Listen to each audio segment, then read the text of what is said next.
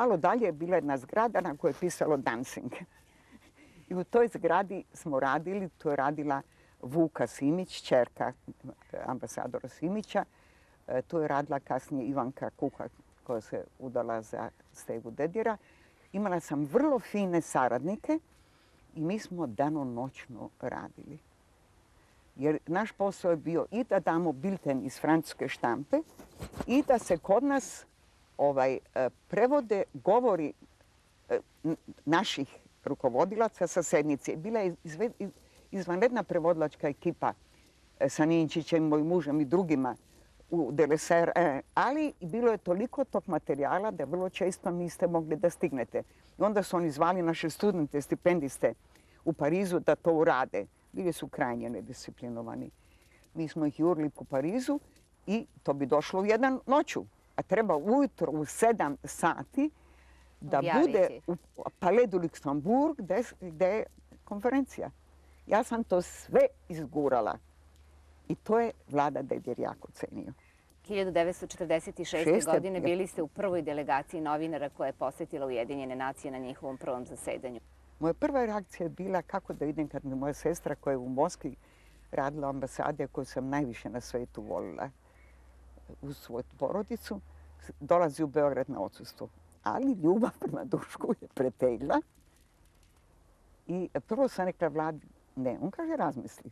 I drugi dan sam otišla, kažem Vlado, ja sam se predomislila. On kaže da, Duško. Kažem da. I tako sam ja sa prvom delegacijom otišla. I zamislite, i to je bila smelost. Jer prva partija novinara išla je avionom. Krenemo na aerodrom, Orly. Međutim, avion ne može da kreće, nešto nije u redu. Oni nam pokažu jedan film kako se spasava avion koji pada i to sa padobranima, to ono vreme. I to se ponovilo drugi put i Duško je insistirao da idem brodom. Ja sam rekao neću. Rešeno je da budemo 8 dana tamo ranije. Jer brodovi su onda bili spori i to su još bili oni ratni, preinačeni za putnike. I kad smo treći put krenuli, drugi put krenuli, avioni po 3 motora s svake strane, pored mene vrlo drag čovjek s kojim smo se družili u tom smislu profesionalnom, jer je bio vrlo oštar komunist, kaže, vidiš da jedan motor ne radi? Kažem, kako ti pada na pamet? Otkud ti to znaš? Vido, drugi motor ne radi. Kad crvena svetla, vraćamo se na aerodrom, dočekuju nas kola za spasavanje i cela parada. De facto je tako bilo. Međutim, idući dan smo poleteli. Samo onda se letelo 24 sata. Onda se gorivo nadoknađivalo, refueling. Prvo negdje u Škotskoj, pa onda na Islandu gore. Pa onda na Labradoru. To je jedini slučaj, sam bila u Labradoru. I ne znam, smo tako stigli u New York. Sa 6 sati razlike u vremenu, što nije bilo lako jer smo bili premoreni. Ja sam skoro spavala u avionu, samo su me budili. Vrlo često su nas budili i gnjavili sa tim padobranom. A onda je padobran sve to danas usavršeno. A pored toga sam bila u suknji. Onda sam odmah kupila pantalone i odlučila da više ne putujem u suknji. I sad zamislite, i to je vrlo interesantan slučaj. U New Yorku dočekali su nas na stanici novinari, prva delegacija komunističke zemlje koja je došla, novinari. Vrlo ljubazno, odveli nas u jednu malu sobu gdje su bile sve zastave od njih nacija. Ja tražim našu. Naše nema. Nema crvene zvezde. Danas je to naša zastava. Ja predstavljam Jugoslaviju. Novinar mi priđe i kaže, šta je? Nezadovoljni ste? Kažem, kako ne bi bilo neznat, pa tu nema Jugoslavije. On pokaže plavi, beli, crven. A gdje je zvezda?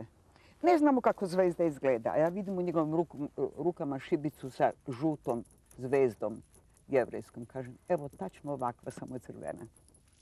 I sad, drugi dan, da vam ne pričam o hotelu, ovom, ništa nije funkcionisalo ono vreme, jer New York nije bio spreman za međunarodne događaje.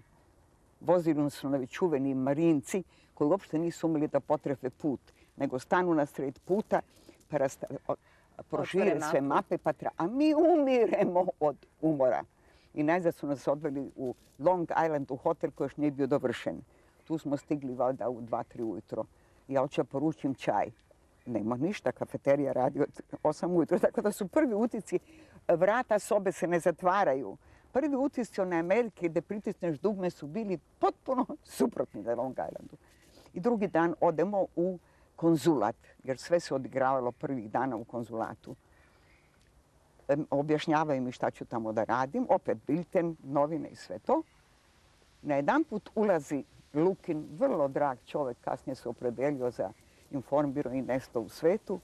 Vido, zovete telefon, a znate što to znači? Kakva si ti osoba kad tebe u New Yorku sada zove telefon? I ja se iznenadim. Kad tamo moja najveća prijateljica sa studija, Mimi Alkalej, ćerka vrhovnog rabina koji je voleo Srbiju više nego išta, a kasnije Jugoslaviju, i morale da beži, ali njen otac nije teo da beži, jer je verovao da će kao Jevrin u Beogradu biti spasen, tako da su oni poslije 6. aprila prošli peške kroz Srbiju. Svuda su Srbi čuvali oca s onom bradom, on nije teo da je odseće. I na posljedku su bili u Teheranu, pa u Kairu i na posljedku došli, otac njen je ranije prebačen u Ameriku radi propagande za Jugoslaviju, a ona je s majkom došla 1944. I ona čita u novinama, došla je jugoslovenska delegacija i Vida Marković, novinar, protestuje što nema jugoslovenske zastave. I ona mi kaže, Vido, ja te čekam večeras tu i to. Kažem u redu, pazi iza ugla, budi oprezna. Ona meni to kaže. I tako sam vam poslije, odmah s njom, 1946. uspostavila kontakt. Što je bila za mene ogromna radost, za nju verovatno još veća. Potičete iz veoma ugledne zagrebačke porodice Markovića, a udali ste se u svetski poznatu porodicu Milankovića. Da, sasvim slučajno, kao što vidite. Jer ja sam čula kroz Vasionu i Svetove i možda sam to pročitala, ali ništa nisam znala o toj porodici. Međutim, svi Milankovići su se jako ponosili Milutinom sa mnogo razloga.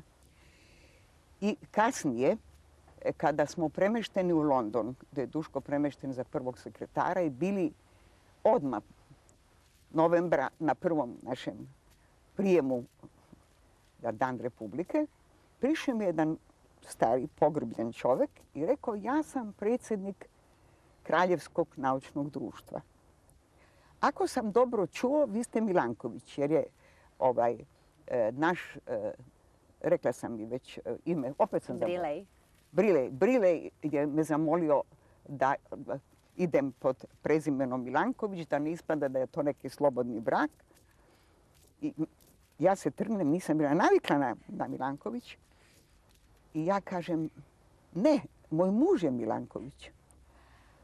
A on se isprsi i kaže, u ovoj zemlji žena nosi prezime muža. A ja to nisam rekla iz protesta, nego iz skromnosti. Jer sam znala već da je to veliko ime. I onda sam od njega čula nešto što sam mu kazala kad smo se vratili, što ga je mnogo radovalo, jer vam kaže, njegova teorija je bila u stvari široko priznata posle njegove smrti, svuda. Rekao je, znate li vi ko je Milutin Milanković? Kažem, znam. Jer znate da je on najveći naučnik celog sveta 20. veka. I kažem, to nisam znala.